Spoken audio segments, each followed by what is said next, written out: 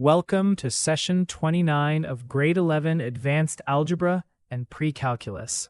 Today we study arithmetic and geometric sequences.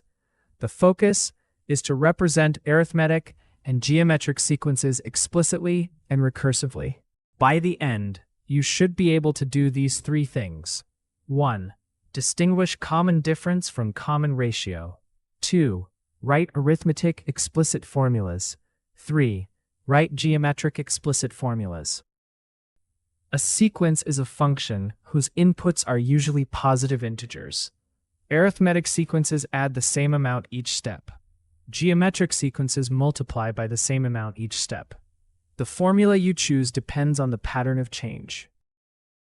For the arithmetic sequence 7, 11, 15, 19, the first term is 7 and the common difference is 4. The explicit formula is a sub n equals 7 plus n minus 1 times 4. This simplifies to 4n plus 3. The 25th term is 4 times 25 plus 3, which is 103.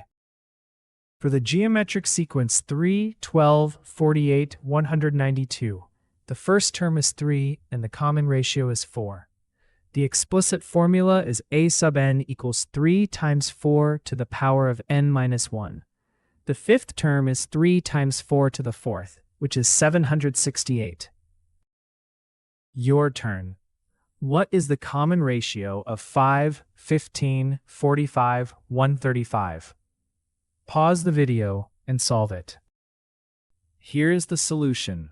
Work line by line, then check the final answer against the original question. After the video, complete these three tasks. Copy the model from the lesson, solve each one fresh, and write one error log sentence about the mistake you are most likely to make. Let's recap. A sequence is a function on integer inputs. Arithmetic sequences have a common difference. Geometric sequences have a common ratio. The explicit formula gives any term directly. Before moving on, write one sentence. The step I must protect is. Then read more in the explanation below the video and visit www.bridgetoexam.com for more learning support.